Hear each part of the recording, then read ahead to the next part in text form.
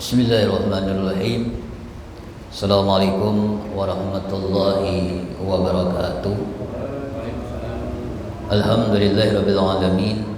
Wassalatu wassalamu ala asyrofil anbiya'i wal mursalin sayyidil awwalin wal akhirin sayyidina wa maulana Muhammadin wa ala alihi wa ashabihi ajma'in. Rabbi shrah sadri wa yassir amri wa uqdatam min lisani yafqahu qawli. Wa qala muallif rahimallahu wa nafa'ana bi ulumihi fi darainil amin. Khususan dari sahibil kitab Asy-Syaikh Al-Alim Al-Allamah Mahyuddin Abu Zakaria bin Syaraf bin Nur bin Hasan bin Husain bin Izam bin Muhammad bin Jum'ah An-Nawawi. Al-Fatihah. A'udzu billahi minasyaitonir rajim. Bismillahirrahmanirrahim. Alhamdulillahirabbil alamin. Arrahmanirrahim. Maliki yaumiddin. Iyyaka na'budu wa iyyaka nasta'in. Ihdinas siratal mustaqim. Siratal ladzina an'amta 'alaihim ghairil maghdubi 'alaihim waladdallin. Amin.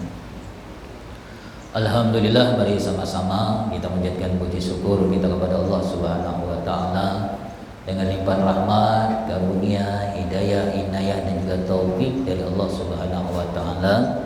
Alhamdulillah kita bisa duduk kembali dalam majlis pada saat ini. Mudah-mudahan duduk kita dicatat ibadah dan dosa kita diampuni oleh Allah Subhanahu wa taala. Amin ya rabbal alamin. Selawat juga salam mari senantiasa kita sampaikan untuk junjungan kita baginda Rasul sallallahu alaihi wasallam, keluarga beliau, sahabat Rasulullah dan umat ikut berjalan mereka tentunya berdasar Al-Quran dan juga hadis baginda Rasul sallallahu alaihi wasallam. Yang kami hormati pengurus masjid Ar-Rahim dan jamaah salat maghrib rahimakumullah. Kita lanjutkan majlis kita malam hari ini dengan hadis Rasul sallallahu alaihi wasallam, dengan hadis yang cukup menarik, di mana Rasul sallallahu alaihi wasallam punya sahabat yang kemudian sahabat punya keluhan di dalam urusan rumah tangga anaknya, sehingga mengadukan kepada Rasul sallallahu alaihi wasallam. Sehingga pada saat itu Rasul pun memberikan penjelasan, keterangan, nasihat kita untuk memberikan kebaikan kepada semua pihak gitu. Di mana pada saat itu kita baginda Rasul sallallahu alaihi wasallam menyampaikan dalam satu hadis yang dikatakan oleh Abdullah bin Umar, wa bil qala haddatsana an Ibnu Umar radhiyallahu taala anhu maqal. Ini hadis dari Abdullah bin Umar, mudah-mudahan berada daripada keduanya. Qala, berkata oleh Abdullah bin Umar, kanat tahti imra'atun wa kuntu uhibbuha wa kana Umar yakrahuha. Kata Abdullah bin Umar adalah saya kita punya istri, wa kuntu uhibbuha, dan kita adalah saya sangat mencintai istri tersebut. Wa kana Umar, dan adalah bapak saya Sayyidina Umar yakrahuha, tidak menyukai oleh Sayyidina Umar akan istri saya tersebut. Faqala li, maka berkatalah kita oleh Sayyidina Umar kepada saya, kata Abdullah bin Umar, li, kepada saya, talik kita, ceraikan oleh kamu istri kamu tersebut. Fa abaitu, maka aku enggan, tidak mau menceraikan istriku. Fa ata Umar radhiyallahu anhu, maka datanglah oleh Sayyidina Umar kita kepada Nabi sallallahu alaihi wasallam, kepada Rasul sallallahu alaihi wasallam. Fa zakara zalika lahu, maka menceritakan oleh Sayyidina Umar perkara yang dihadapinya dengan putranya Abdullah bin Umar ini. Faqala Nabi sallallahu alaihi wasallam, maka bersabda oleh Rasul sallallahu alaihi wasallam, kata Rasul kepada Abdullah bin Umar, talikha, ceraikan oleh kamu istrimu. Nah, mungkin pada saat Sayyidina Umar bin Khattab ini melihat istri Abdullah bin Umar ini mungkin tidak baik, mungkin tidak bagus akhlaknya, sehingga mungkin sudah diberikan didikan, diberikan ajaran kita, tapi tetap saja dia nusus dalam bahasa agama, artinya pembangkangan, kemungkinan besar seperti itu. Karena tidak mungkin Sayyidina Umar menceraikan istri dalam kondisi baik gitu. Nah ini kita Sayyidina Umar bin Khattab. Mungkin ada kekeliruan dan kesalahan yang dilakukan istri Abdullah bin Umar ini, sehingga mertua ini menyarankan kepada anaknya untuk menceraikan menantunya ini gitu. Dan kemudian disampaikan cerita ini kepada Rasul, dan Rasul memberikan respon kepada Sayyidina Umar bahwa sampaikan dengan anakmu untuk menceraikan istrinya. Nah ini berarti memang perempuan yang tidak baik. Jadi memang perempuan yang tidak bagus, tidak baik, dan lebih mengarah kepada hal yang diharamkan oleh Allah, maka diperbenarkan dan diperbolehkan dalam agama untuk dipisah, diceraikan. Walaupun memang cerai itu dalam agama halal gitu kan, dibolehkan, dibenarkan. Tapi memang haras, kata Rasul SAW, tergoncang dia dengan perceraian. Tapi tadi syarat-syarat perceraian terpenuhilah untuk diperbolehkan dijatuhkan talak tersebut gitu. Jadi ini Sayyidina Umar kita memberikan saran kepada putranya untuk menceraikan istrinya karena ya mungkin istri yang tidak baik gitu. Sehingga Rasul pun memberikan respon untuk juga memberikan saran kepada Abdullah bin Umar menceraikan istrinya gitu, supaya kita mengikut dengan bapaknya. Nah di riwayat yang lain lagi, wa bihi qala haddatsana wa an Abi Darda radhiyallahu anhu. Ini hadis dari Imam Abi Darda, mudah-mudahan berada Allah daripadanya. Anna rajulan atahu, telah ada kita bahwasanya datang kita seorang laki-laki, faqal, maka berkata dia kepada Abi Darda, innali imra'ah, sesungguhnya saya punya istri, kata laki-laki ini. Wa inna ummi ta'muruni bitalaqiha, dan sesungguhnya ibuku menyuruh kepada diriku untuk mentalak istriku tersebut. Faqal, maka berkata kita oleh Abi Darda, sami'tu Rasulullah sallallahu alaihi wasallam, telah aku dengar Rasul sallallahu alaihi wasallam yaqul, bersabda oleh dia, al walid awsatu abwabil jannah, orang tua itu posisinya itu di pertengahan pintu surga. Artinya jadi bumerang dengan kita. Kalau kita taat dengan dia surga, kalau tidak taat ya bisa masuk dengan neraka dengan kita. Fa in syi'ta, maka jika engkau menginginkan, kata Abi Darda kita oleh Rasul sallallahu alaihi wasallam menyebutkan kita untuk fa'adi zalika bab, maka tinggalkan oleh kamu, tidak kamu perhatikan, tidak kamu taati apa yang diperintahkan ibumu itu. Jadi kalau kamu disuruh ibumu untuk menceraikan, maka ceraikan dia, berarti kamu tidak bakti dengan ibumu. Tapi kalau kamu memelihara dan menuruti ibumu, maka kamu termasuk kita awih fazlu, berarti kamu memelihara, berarti kamu termasuk orang berbakti kepada ibumu. Dan di sini pun ibu mungkin juga melihat kita anaknya ini punya istri juga tidak bagus ya, istri yang tidak bagus. Artinya kita sebagai orang tua pun jangan terlalu egois, dalam artian apa?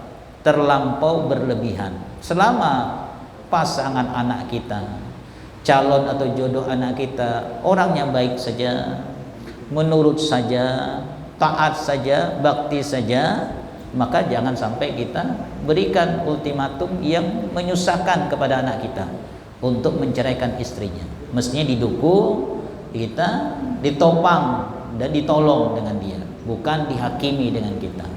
Kecuali memang buruk akhlak istrinya itu, maka boleh bagi orang tua memberikan saran yang terbaik dengan anaknya. Karena memang kata Rasulullah, banyak hal di dalam hidup ini membawa kebaikan itu. Istri bisa membawa kebaikan, juga bisa membawa kemudaratan.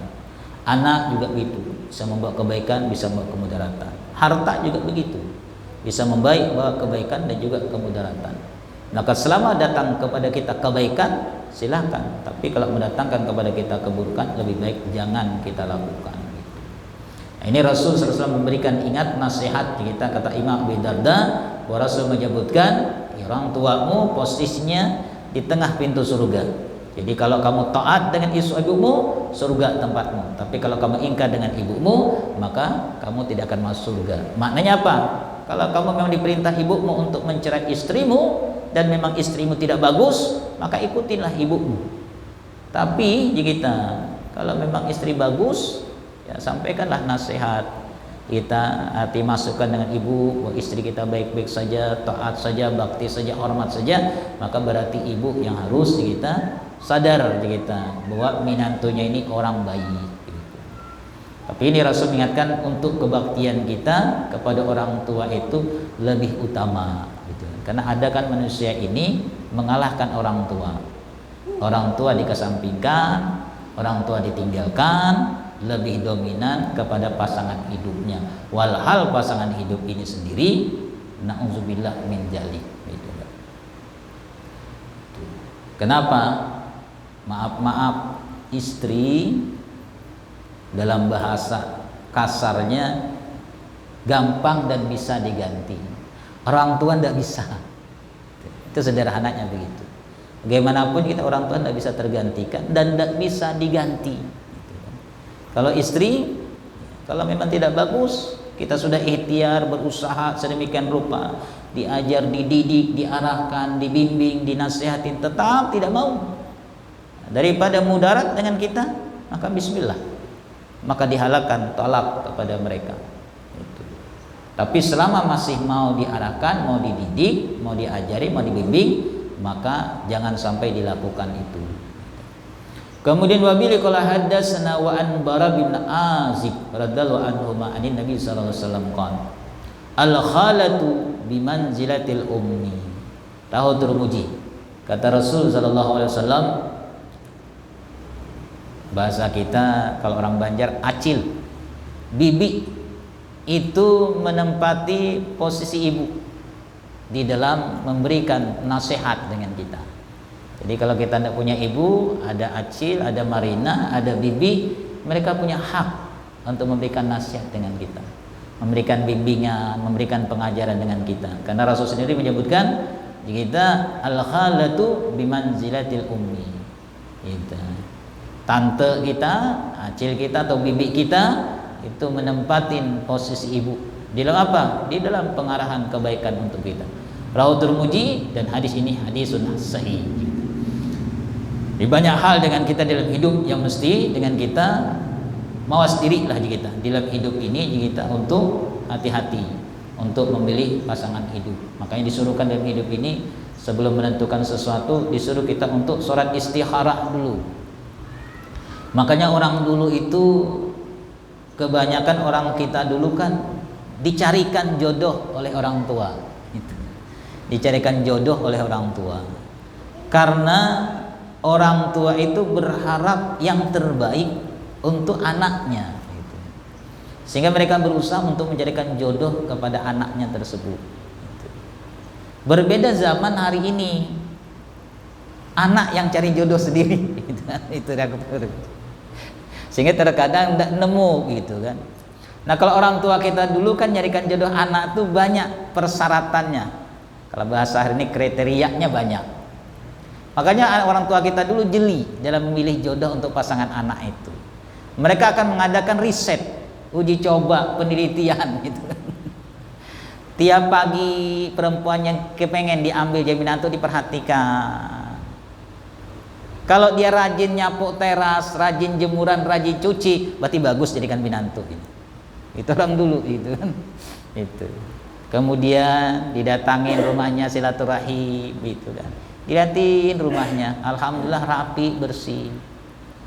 Berarti ini bagus jadikan menantu. Itu orang dulu gitu kan. Kemudian ajakin salaman lagi dengan calon menantu ini. Tapi belum ada pemomongan peminantuan ini. Cuma masih check and recheck gitu kan. Dirasain tangannya alhamdulillah agak kasar sedikit. Berarti memang rajin anaknya ini. Hanya kan beda Pak, gitu kan. Beda zaman hari ini. Jadi tidak laku lagi cara pemilihan orang tua kita dulu. Sehingga apa? Nampaklah terlihat suaminya maaf repot sendiri ngurus rumah. Kenapa? Karena milih istri yang memang tidak ngerti kerja, tidak ngerti ngurus rumah. Sehingga apa? Mau tidak mau semua pekerjaan rumah harus dihandle oleh suami begitu. Kenapa? Karena istri yang diambilnya memang tidak bisa kerja. Pernah saya Pak, ada satu perempuan lah, gadis sudah. Ya kebetulan memang orang punya rezeki kan beda, memang punya rezeki. Dia kuliah di Malang Pak. Jadi kuliah di Malang itu di sana disiapkan rumah dia. Ada kita ART-nya ada, disiapin semua. Jadi pulanglah dia ke Samarinda begitu. Di Samarinda itu kebetulan saya namu di rumah orang tuanya itu. Ya, namu ada keperluan namu. Jadi si anak gadis ini bawa panci itu, yang apa itu? Yang langsung masak di listrik itu loh Pak. Kan ada dalamnya itu apa namanya? Anda tahu juga itu bahasa tempat masak nasi itu. Ya, apa rice cooker apa enggak tahu saya itu. Bahasa dapur itu kan. Magicom gitu kan. Dibawalah dalamnya Magicom itu. Dibawanya pakai beras. Datang lihat dia ke ruang tamu, datangin kita sedang ngobrol dengan orang tuanya itu. Tanya dengan ibunya, "Bu, airnya ini berapa?" gitu kan. Airnya ini berapa? Kata ibunya, "Malunya kamu Nindo," katanya. Kenapa? Sudah gadis tidak tahu caranya masak nasi itu kan. Untuk naruh air itu tidak ngerti dia. Berapa ukuran air di beras itu. Kalau kita dulu kan laki-laki pinter semua Pak. Kenapa? Ukurannya pakai jari. Kalau dia itu satu jari begini, kalau beras itu beras agak enakan, itu satu jari. Itu pas itu. Tapi kalau beras itu beras dolok, itu 1,5 jari. Itu pas. Kalau 1 jari keras nasinya. Itu sederhananya begitu kita masak dulu. Jadi kalau nasi masakan yang orang baru panen, yang nasi gunung itu 1 jari begini. Tapi kalau yang masih baru lagi 1/2 jari airnya. Itu sudah lemah. Kalau 1 jari lembek nasinya. Itu sederhananya begitu kan. Tapi gadis ini tidak bisa, dia datang ke ruang tamu, kita banyak ngobrol, ini bawa Bu katanya, airnya seberapa ini? Kata ibunya, "Loh, bikin malu kamu, ini sudah gadis tidak bisa masak nasi," itu kan. Kenapa? Ya karena memang tidak pernah tahu masak nasi. Taunya apa? Asisten rumah tangga yang masak. Sehingga apa? Yang begini siap-siap suami kalau punya istri begini, memang suami yang masak Pak. Gitu kan. Kalau enggak online terus itu kan itu. Jadi makanya orang dulu kalau cari menantu untuk anaknya tuh teliti. Kenapa? Karena mereka berharap anaknya bisa diurus. Bisa diurus bukan hanya waktu enaknya, waktu sampai sakitnya bisa diurus. Tapi bukan berarti sepenuhnya harus dilimpahkan kepada menantu gitu. Sehingga mereka cari teliti. Tiap pagi orang dulu diperhatikan, rajin nyapu teras, itu kan. Kalau dulu kan orang ada tepian ke sungai Pak, dilihatin, oh tiap pagi dia nyuci pakaian, gitu kan. Jemurnya liatin lagi rapi ndak nyemurnya, itu kan. Kalau nyemurnya compang-camping, oh ini berarti sembarangan perempuan ini kan itu. Itu orang dulu itu diperhatikan, gitu kan. Itu. Kemudian masuk ke rumah diliatin, sapuannya dibersihin ndak nyapunya, itu kan kelihatan nih. Sapuan rumahnya bersih ndak, gitu kan. Kalau yang lain bersih, liatin lagi di bawah meja, di bawah lemarinya diliatin Pak. Karena lemari dulu kan itu pakai tongkat. Lemari dulu kan pakai tongkat Pak. Beda kan hari ini lemari langsung ngepres ke lantai gitu kan. Jadi kalau dulu lemari seperti itu, seperti kotak amal itu loh Pak. Jadi kadang-kadang perempuan itu kan nyapu tuh cuma di pinggir gitu. Nggak pernah mau nyapu di bawah kolongnya. Nah perempuan orang tua kita tuh teliti, dia liatin. Wah ini rajin. Kenapa? Di bawahnya bersih, di bawah kolong lemarinya. Berarti rajin anak ini. Nanti kalau dikasih lagi dia ngasih minuman. Kan orang dulu ngasih minuman kan pakai gelas. Diteliti lagi lepeknya, cepernya itu bersih nah ini. Itu teliti. Sehingga apa? Begitu mereka lihat, wah ini termasuk kita menantu idaman ini. Sudah 2 hari kemudian kirim utusan, ada yang mau namu. Kenapa? Ada yang kepengen dengan anak gadis yang ada di sebelah gitu kan. Nah itu orang dulu gitu. Hari tidak bisa. Anak-anak kita pilihnya apa? Pilih yang tangannya mulus. Akhirnya apa? Siap-siap yang laki nyuci pakaian Pak. Kalau tidak laundry. Jadi itu bedanya. Kenapa anak-anak hari ini carinya apa? Yang tangannya halus. Kalau perlu lebih halus daripada kapas.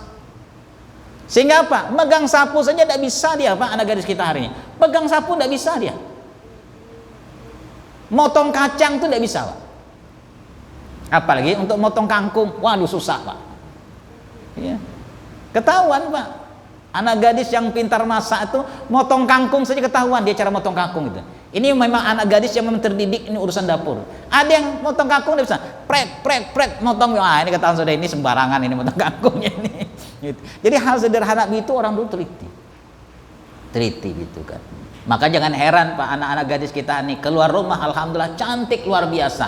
Tapi kamarnya kayak kapal pecah. Kenapa? Karena memang tidak bisa ngurus dia. Untuk dirinya saja dia tidak bisa ngurus, apalagi mengurus suaminya. Gitu kan. Jadi bagi laki-laki yang berjodoh seperti ini dengan perempuan ini, ya siap-siap memang harus super ekstra aja kita. Kerja di luar juga harus ngurus rumah. Kenapa? Karena istri tidak bisa. Nah orang tua kita dulu enggak. Makanya orang tua kita dulu begitu memilihkan menantu gadis untuk anaknya, itu tidak hanya bisa merawat anaknya, tapi terkadang juga bisa merawat mertuanya. Itu orang dulu. Hari ini maaf itu. Jangankan mau merawat mertua Pak, merawat suami saja terkadang tidak mau dia. Sehingga tidak jarang begitu suami sakit, siap-siap nanti suami ditinggalkannya pergi Pak.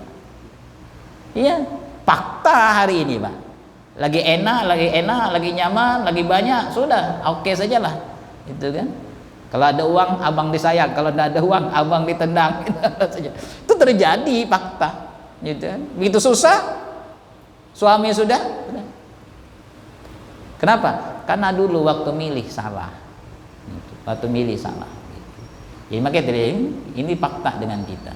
Tapi tadilah kalau memang sudah jodohnya, kita pun tidak bisa nolak. Bismillah. Cuma tetap kita punya kewajiban untuk mendidik, mengajarkan dan membimbing anak kita dan juga menantu kita. Karena yang nama menantu tetap juga anak.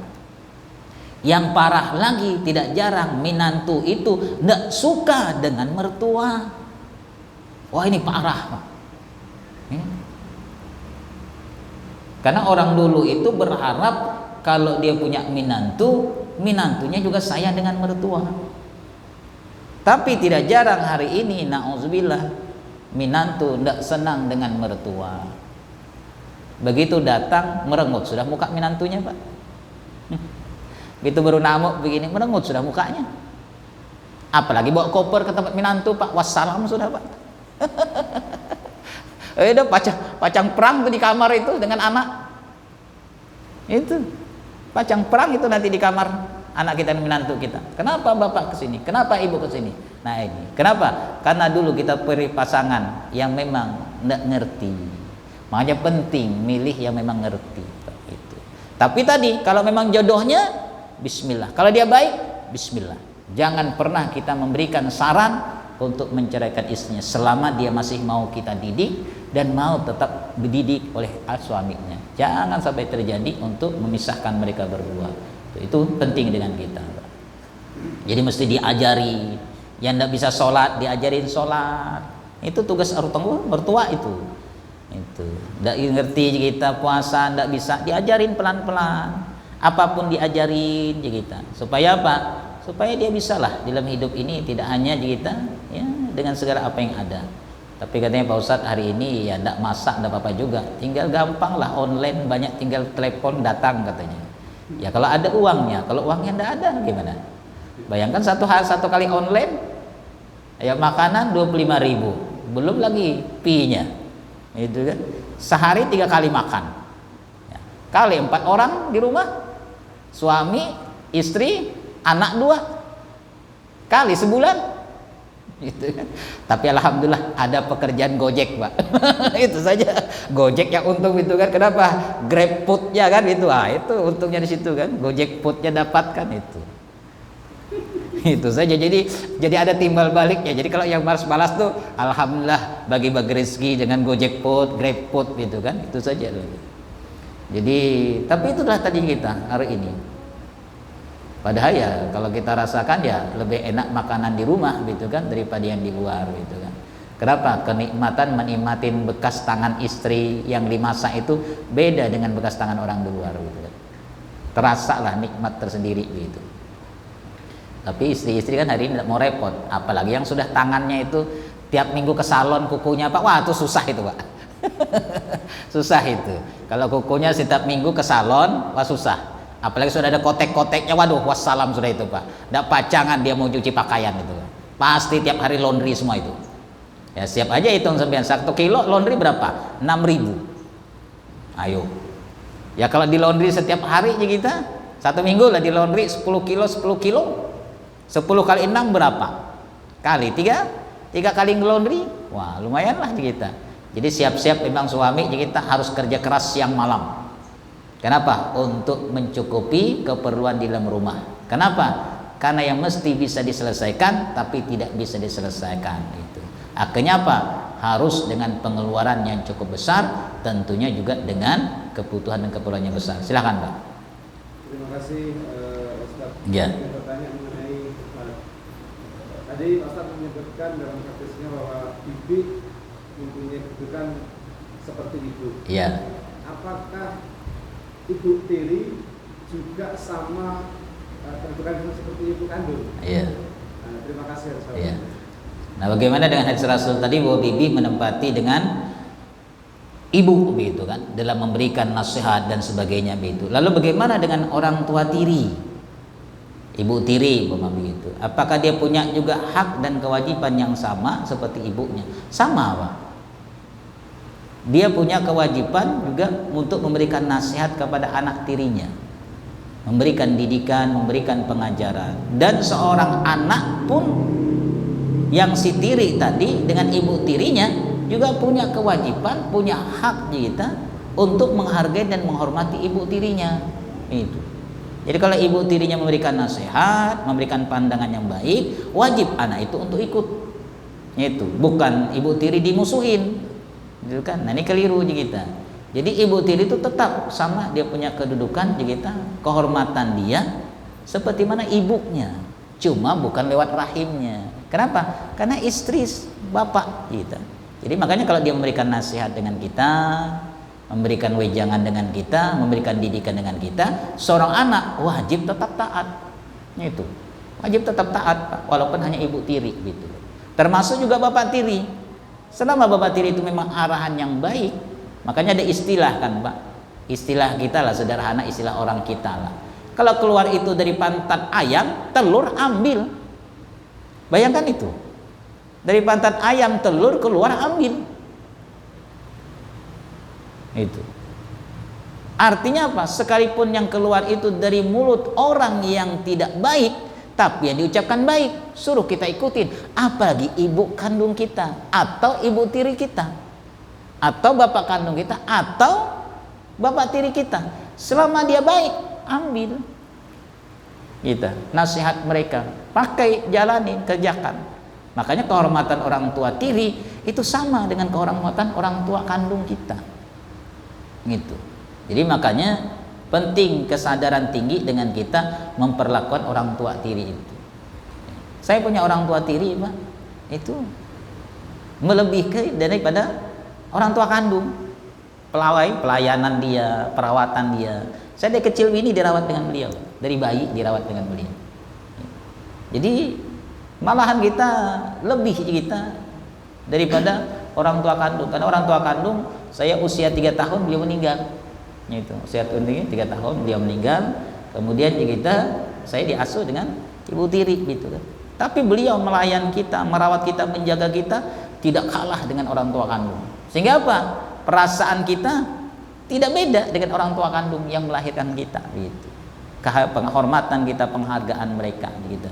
Jadi itu tetap orang tua tiri baik dari ibu atau bapak tetap kita kehormatan mereka seperti mana orang tua kandung kita gitu. Jadi wajib kita juga taati, wajib juga kita hormati. Bisa dipahami? Termasuk wajibnya anak kandung kepada orang tua kandung atau kedua walidain juga berlaku kedua walidainnya anak kepada ibu tiri tadi itu. Sama apa? Birru walidainnya itu berbakti dengan orang tua itu termasuk kepada kita orang tua tiri itu masuk. Makanya doa kita kan itu tidak hanya berlaku dengan doa yang Allah maghfirli wali walidayya warhamhuma, itu bukan hanya melahirkan kita saja, yang mengasuh kita juga termasuk. Kita doakan di situ, Pak. Kita niatin. Ya, apakah orang tua angkat kita itu masuk. Cuma orang tua angkat hati-hati, ada batal wudu, Pak. Ya, itu penting kita. Jadi maaf yang punya anak angkat perempuan, bapak angkatnya tidak boleh pegang, batal itu wudunya. Ya. Sebaliknya anak angkat laki-laki tidak boleh pegang dalam kondisi wudu dengan ibu angkatnya, batal itu Pak. Itu perbedaannya. Ya. Tapi tetap saat kita berdoa dengan Allah, kita niatkan kepada mereka termasuk dalam doa itu. Jadi bir walidain itu termasuk berbakti dengan orang tua kandung kita dan juga berbakti dengan orang tua tiri kita. Termasuk orang tua angkat kita yang memang berjasa dengan kita. Jadi semua kita tetap kita berbakti dengan mereka dan tetap didoakan dengan kita. Cuma tadi kan ada khususiyat dalam bab warisnya tentu berbeda. Nah itu saja, dalam bab waris nanti berbeda, ya kan? Orang tua tiri tentu tidak dapat dari anak tirinya, itu kan? Kita anak tiri tidak mewaris dengan orang tua tiri tidak mewaris dengan anak tiri, itu kan. Sama anak angkat dengan orang tua angkat tidak saling mewarisin. Itu. Perwaliannya pun tidak berlaku perwalian orang tua tiri dengan kita orang tua angkat tidak berlaku perwaliannya. Jadi itu saja perbedaan. Tapi penghargaan dan penghormatan, ketaatan kita dengan mereka sama. Itu kita berikan kepada mereka. Bisa dipahami ya? Dari silakan Pak. Silakan. Mengenai orang meninggal Ustaz. Yang pertama, apabila ada orang meninggal di sore hari, kalau di pada malam itu kan berpotensi diinapkan. Bagaimana, saya pengen berulang lagi, Pak dulu pernah bahas ini, tapi saya pengen ada review lagi. Kalau kita mandiin setelah beliau meninggal, artinya 1 jam 2 jam setelah beliau meninggal dimandiin, andaikan kalau diinapkan tidak masalah. Bagaimana hukumnya itu? Yang pertama. Yang kedua, biasanya kendala dengan pertama, ada masyarakat berpendapat bahwa netesnya air mata akan membuat disiksanya mayit. Yang pertama. Yang kedua, nyiumnya non muhrim yang tidak muhrim di situ membuat batalnya si mayit. Bagaimana menurut Ustaz ini? Ya. Bagaimana hukumnya mayit? Ya. Ini secara hadis, Pak ya. Bukan secara saya, ya. Secara hadis, secara hukum. Bagaimana hukumnya jenazah itu kalau dia meninggal dunia? Dipercepat pelaksanaan kifayahnya. Arti apa? Begitu positif meninggal, maka wajib cepat dimandikan. Sebelum mayat itu berubah, cepat dimandikan. Dan sesudah dimandikan, cepat untuk dikapan dan disolatkan. Itu tujuannya, cepat disolatkan. Dan jangan menunda antara kapan dengan solat. Cepat dikapankan, cepat disolatkan, supaya mayit tadi terselamatkan najisnya. Karena kalau mayit itu sudah keluar najisnya, maka tidak sah solat jenazahnya. Wajib untuk kembali mayit tadi dibersihkan, tapi tidak wajib diulang jenazahnya, mandi jenazahnya, mandi kepeh tidak wajib. Cuma wajib untuk distinjai dan diganti dengan kapan yang baru. Makanya begitu positif mayit itu meninggal, yang abdalnya, yang sunnahnya cepat dimandikan, diproses kifayahnya, dan bahkan cepat dikubur. Itu. Jadi yang jelas dengan mayit, kalau dia positif sudah meninggal, cepat dia untuk diproses kifayahnya, selesai dimandi dan kapan cepat disolatkan.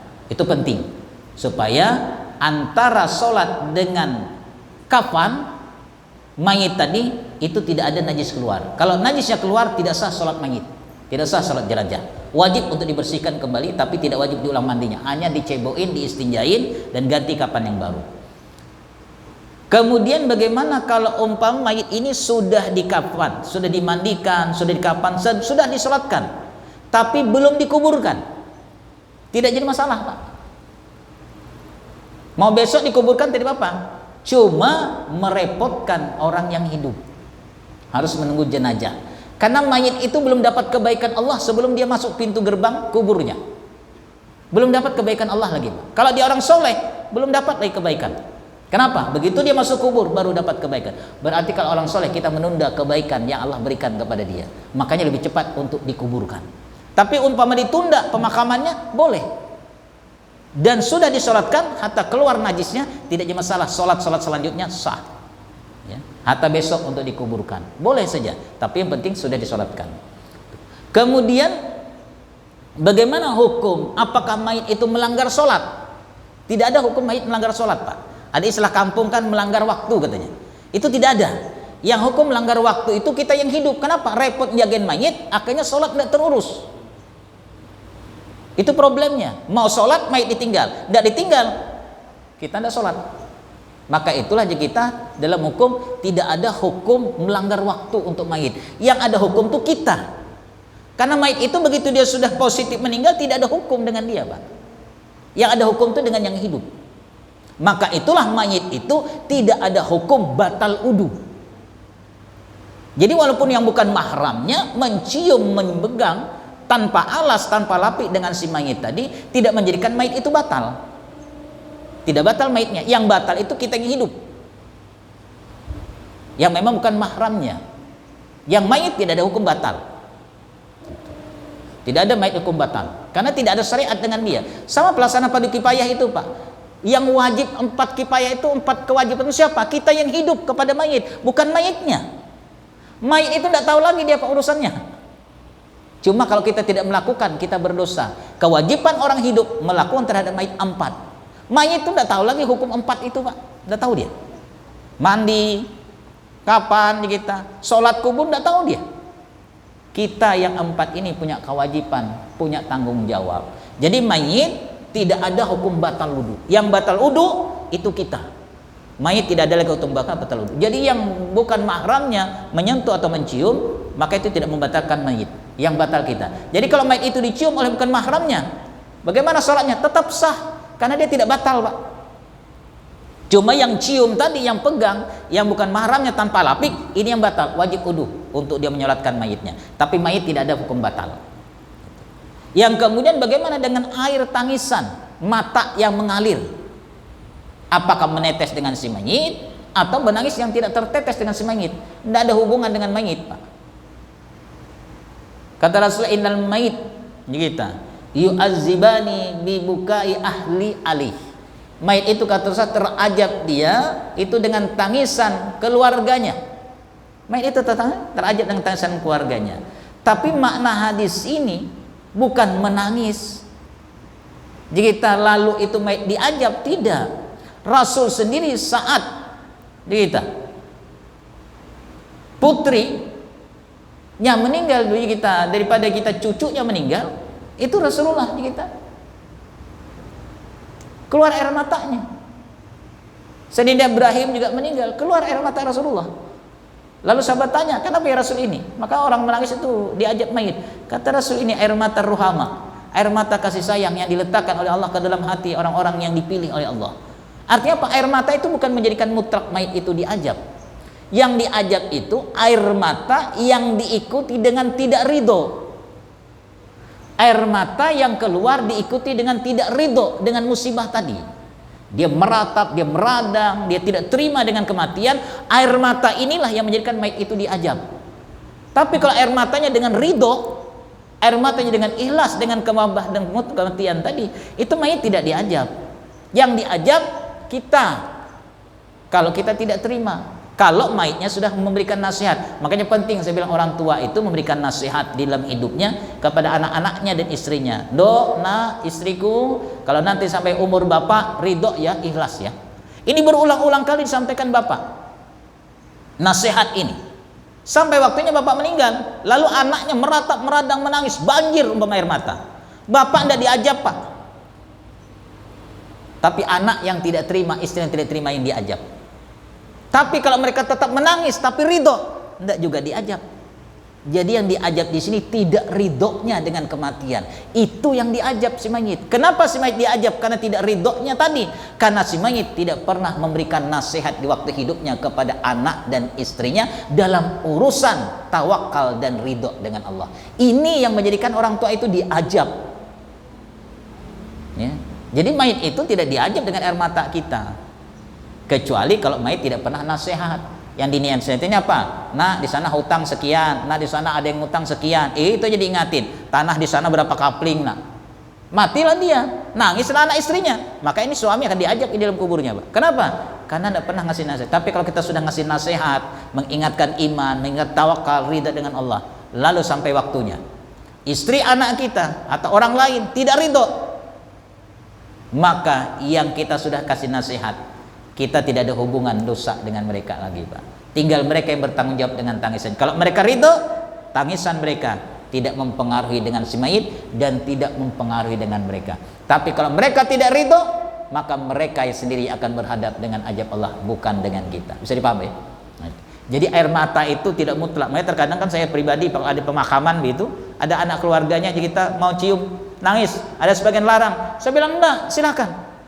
Tapi ridho ya, ridho dengan mayit, ridho dengan takdir Allah. Enggak apa-apa dia nangis, enggak apa-apa. Tapi yang penting ridho. Daripada ada orang tidak nangis, tahan tidak nangis pak, ditahan tidak nangis, tapi seminggu tidak makan, tidak suka dengan kematian tadi, tidak ridho. Sama si mayit kalau tidak pernah memberikan nasihat, maka si mayit tetap diajab. Dan yang menangis, yang tidak menangis dia tahan dirinya, tapi seminggu tidak makan, bahkan ada kematian dia botakin kepalanya, tidak terima dengan kematian. Ini yang mereka diajab. Mayit tidak ada urusan pak. Tapi kalau mayitnya sudah memberikan nasihat, tapi kalau belum, nah itu terajablah mayit ini. Hanya penting dengan kita. Cuma terkadang kalau kita ngomong begini dengan anak istri, bapak ini buang perangai katanya. Nah ini kan repot juga urusannya ini. Padahal penting dengan kita sesekali, ibunya juga kita. Nggak apa-apa saling mengingatkan begitu. Kenapa? Ndo, ini saya nanti kalau sampai umur ridho ya, supaya jangan terkena dengan bapak, supaya jangan terkena dengan ibu juga begitu dosanya. Kenapa? Nanti kita berjalan dengan waktu pasti sampai umur. Itu mesti dinasihatkan. Jadi jangan ada istilah buang perangai itulah pak. Itu ini karena senggan itulah terkadang orang tua tidak memberikan nasihat dengan anaknya dalam urusan ridho dengan Allah. Jadi yang jelas air mata tidak memutlakan mayit itu diajab. Kenapa mayit itu diajab? Karena si mayit tidak pernah memberikan nasihat kepada yang hidup dalam urusan ridho dengan kematian. Tapi kalau sudah dia berikan nasihat tetap tidak ridho, maka si yang menangis tadi akan berhadap dengan ajab Allah, bukan si mayit. Gitu. Bisa dipahami? Saya kira itu saja. Sudah sampai waktu? Akhirul kalam, mudah-mudahan kita dididik Allah Subhanahu wa taala, dan kami ingatkan kembali insyaallah Ramadan dengan kita kembalikan dengan hadis Rasulullah, sumu li ru'yati wa abtiru li ru'yati fa in gubbiya alaikum fa akmilu iddatas sa'ban salasina yauman.